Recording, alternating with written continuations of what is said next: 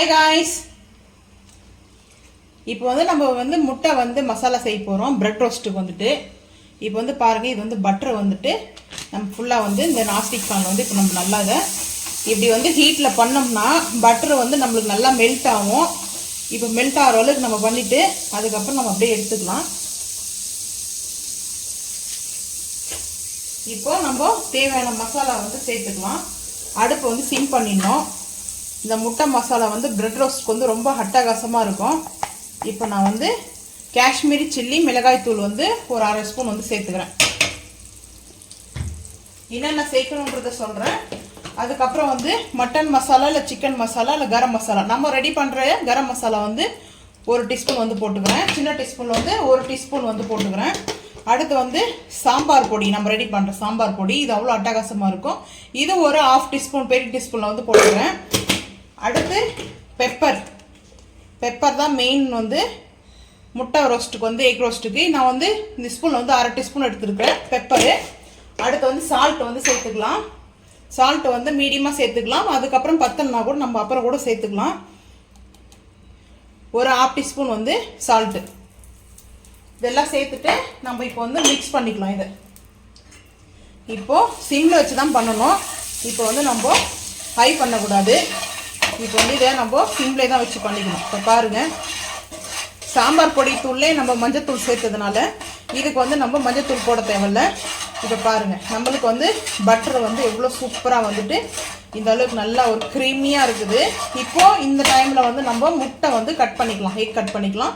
இது சிம்மில் தான் இருக்கணும், ஹை ஃப்ளேமில் இருக்கக்கூடாது. இது வந்து முட்டை வந்து கட் பண்ணுறது. இப்போ நம்ம வேக வச்சுருக்கிற முட்டையை நம்ம இது போல் இந்த ஷேப்பில் வச்சுட்டு நம்ம இப்போ நல்லா அழுத்தி ஒரு ப்ரெஸ் பண்ணோம்னா நம்மளுக்கு வந்து முட்டை ரெடி ஆகிடும். இப்போ வந்து பாருங்கள் நம்ம அப்படியே லேயராக போட்டுக்கலாம். தனித்தனியாக லேயராக வந்து பாருங்கள் எப்படி சூப்பராக. இன்னொரு லேயர் ஒரு முட்டை எடுத்தோம்னா அதில் நம்மளுக்கு வந்து இங்கே பாருங்கள் 3 6 7 பீஸ் வந்துருக்குது. இப்போ நம்ம இருக்கிற முட்டை எல்லாத்தையுமே அதே மாதிரி கட் பண்ணிக்கலாம். அவ்வளோ சூப்பராக அழகாக வந்து கட் பண்ணோம்னா நம்மளுக்கு வந்துடும்.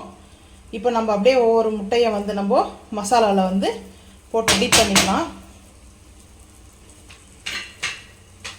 நம்ம எல்லா முட்டையும் வந்து நம்ம இதே போல் வந்துட்டு சூப்பராக இந்த கட்டிங்ஸ் வந்து ரொம்ப சூப்பராக இருக்குது. எனக்கு வந்து ரொம்ப பிடிக்கும் இது போல் கட் பண்ணி சாப்பிட்றதுக்கு.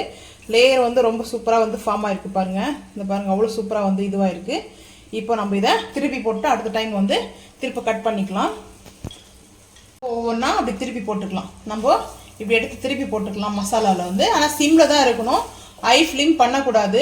ஏன்னா ஹை ஃப்ளேம் பண்ணோம்னா நம்மளுக்கு வந்து மசாலா வந்து இதுவாகிடும், கருப்பாயிடும்.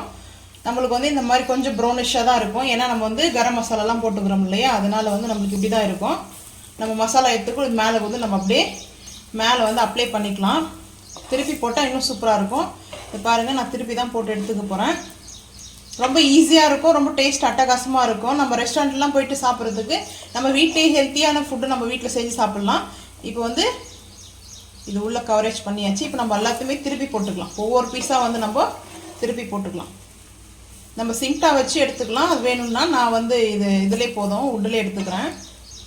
இப்போ நல்லா இது ரோஸ்ட் ஆகட்டும்.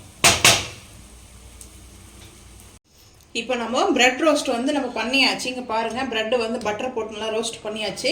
இப்போ நம்ம வந்து அந்த எக் மசாலா வந்து எடுத்து வச்சுக்கலாம். எக் மசாலா வந்து இது மாதிரி எடுத்து வச்சுட்டு நம்ம சாப்பிடும்போது அவ்வளோ அட்டகாசமாக டேஸ்ட்டு வேறு லெவலில் இருக்கும். இது மாதிரி நம்ம மைனஸு அதுக்கப்புறம் போனால் க்ரீன் சட்னி கூட வச்சு சாப்பிட்லாம். ரொம்ப டேஸ்ட் அட்டகாசமாக இருக்கும். மைனஸு சீஸு இது ரொம்ப எங்களுடைய ஃபேவரட் வந்துட்டு. இப்போ நம்ம இது அப்படியே வந்து க்ளோஸ் பண்ணிடலாம். இது வந்து மூடிட்டு நம்ம அப்படியே வந்து சாப்பிடும்போது ரொம்ப அட்டகாசமாக வேறு லெவலில் இருக்கும் டேஸ்ட் வந்துட்டு. பாருங்கள் ப்ரெட்டு வந்து நம்ம வந்து சாப்பிடும்போது அவ்வளோ சூப்பராக இருக்கும். எங்களுக்கு வந்து ப்ரெட் ரோஸ்ட் ரொம்ப ரொம்ப பிடிக்கும். இதுதான் நாங்கள் இன்றைக்கி சண்டே ஸ்பெஷல் பிரேக்ஃபாஸ்ட் எங்கள் வீட்டில் வந்துட்டு. உங்கள் வீட்டில் என்ன பிரேக்ஃபாஸ்ட்னு மறக்காமல் வந்து கமெண்ட் பண்ணுங்கள். இந்த வீடியோ பிடிச்சா லைக் பண்ணுங்கள், ஷேர் பண்ணுங்கள், சப்ஸ்கிரைப் பண்ணுங்கள், பெல் ஐக்கானை கிளிக் பண்ணுங்கள், நம்ம சேனலுக்கு ஃபாலோ பண்ணுங்கள். தேங்க்யூ.